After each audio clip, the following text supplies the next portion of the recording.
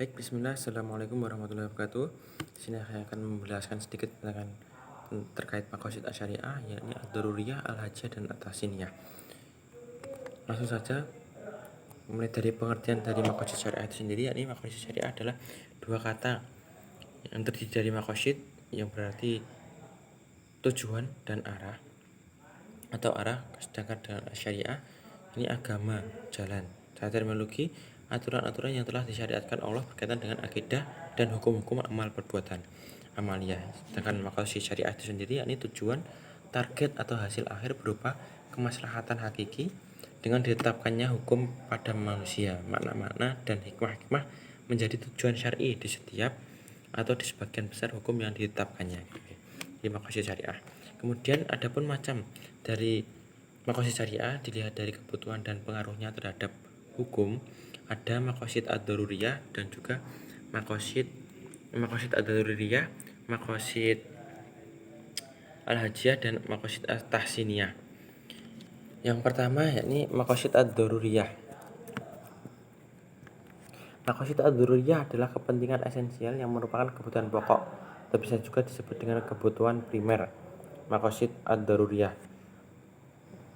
kebutuhan yang utama, kebutuhan yang paling mendasar dalam kehidupan manusia. Apabila tidak terpenuhi maka akan rusaknya kehidupan. Gitu ya. Menyangkut pemeliharaan kemaslahatan agama ataupun juga kemaslahatan dunia.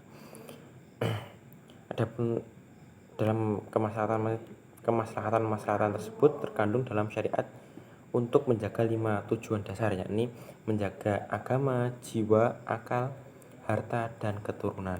Kemudian maqasid selanjutnya yakni al-hajjiyah, maqasid al-hajjiyah. Apakah itu maqasid al-hajjiyah? Maqasid al-hajjiyah yakni kebutuhan pendukung atau sekunder atau juga disebut dengan sekunder, kebutuhan yang diperlukannya kemaslahatan tersebut untuk menghindari kesulitan, dan apabila kebutuhan ini tidak terpenuhi maka tidak sampai merusak kehidupan manusia. Jadi kebutuhan ini hanya sebagai kebutuhan untuk memudahkan gitu, untuk menghindari kesulitan ya. Jadi kan untuk memudahkan dalam memenuhi kebutuhan pokok tadi, kebutuhan ad-daruriyah tadi yang di awal tadi. Juga bisa dikatakan sebagai jenis kebutuhan untuk mempermudah dan mengangkat segala hal yang dapat melahirkan kesulitan, namun tidak sampai ke tingkat doruri itu ya. Kemudian lanjutnya yang ketiga yakni maqasid at-tahsiniyah, yaitu kebutuhan penunjang tersier atau di dalamnya terdapat kemaslahatan pelengkap. Ini di sini sebagai kebutuhan pelengkap saja ya, atau juga disebut dengan kebutuhan tersier. Kebutuhan at-tahsiniyah yakni kebutuhan penunjang tersier.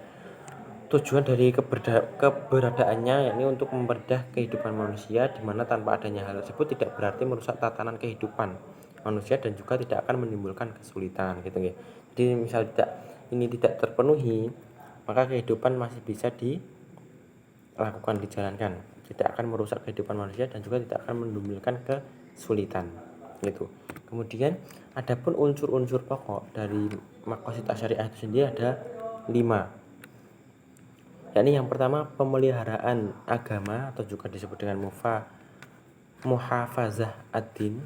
Ini merupakan unsur yang paling urgent, unsur yang paling penting dari syariat Islam, yakni menjaga nilai ketauhidan, ibadah, dan hukum dari berbagai penyimpangan, kekufuran, dan juga bid'ah.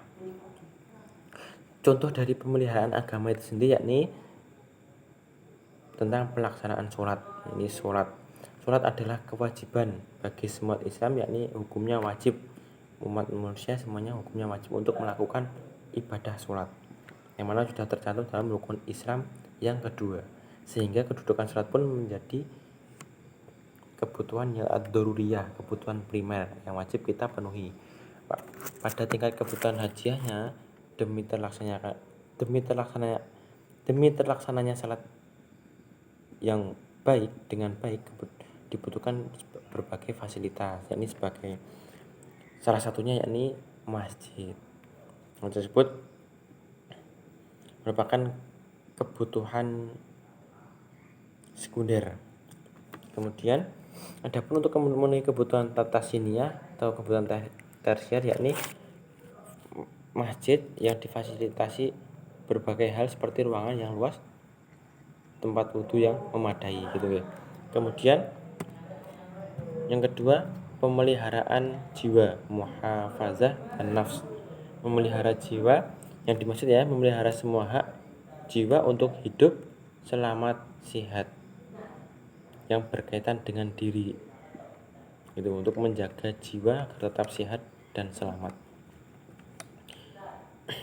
Hal tersebut mencakup segala kebutuhan pokok yang dibutuhkan untuk mempertahankan hidup, termasuk juga dalam larangan menyakiti orang lain. Contoh dari pemeliharaan jiwa atau muhafazah an-nafs ini tentang pemeliharaan jiwa adalah makan, karena makan merupakan kebutuhan yang pokok, kebutuhan primer. Apabila kita tidak makan, hal tersebut akan merusak kehidupan kita, menyebabkan kematian gitu ya.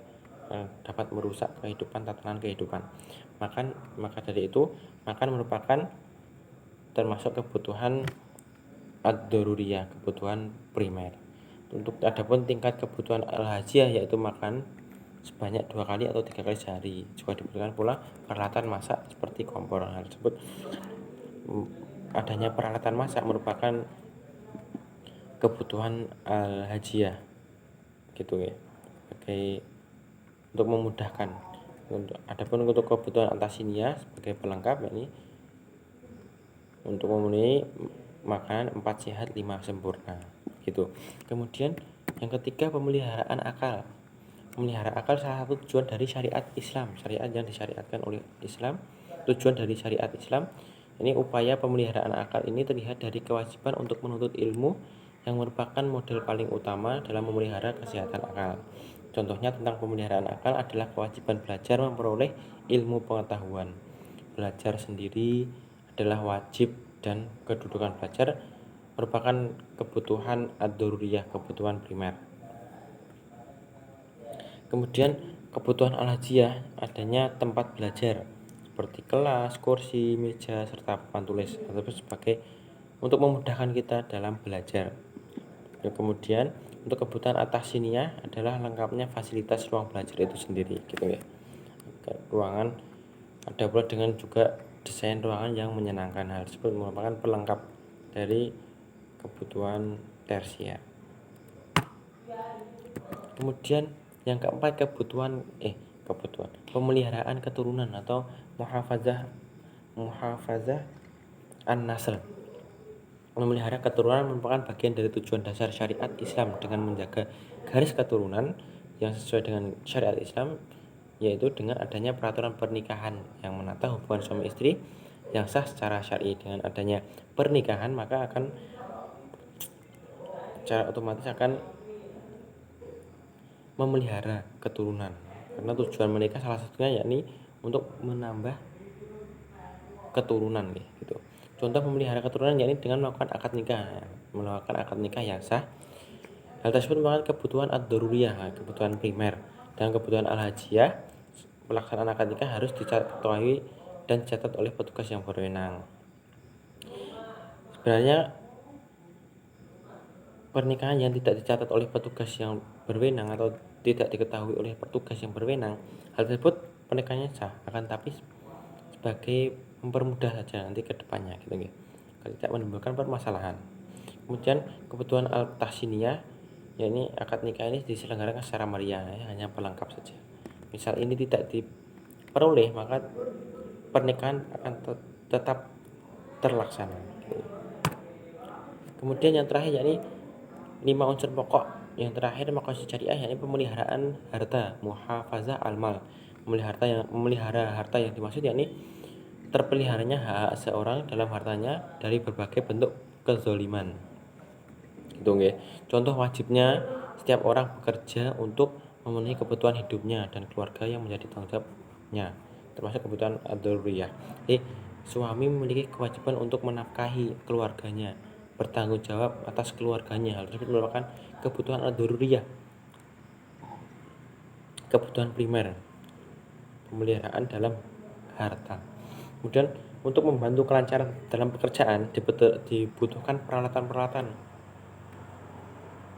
alat-alat untuk memudahkan dalam pekerjaan tersebut. Hal tersebut merupakan kebutuhan al-hajiyah sebagai mempermudah untuk menghilangkan kesulitan dalam pekerjaan tersebut. Kemudian juga untuk kebutuhan tahsiniyah adalah terpenuhi dan lengkapnya fasilitas kerja sehingga target yang ditentukan dapat dicapai dengan maksimal sesuai dengan target yang dicapai gitu ya. Mungkin itu saja yang dapat saya sampaikan. Apabila ada salah kata, salah ucapan, mohon dimaafkan. Billahi taufiq wal hidayah. Wassalamualaikum warahmatullahi wabarakatuh.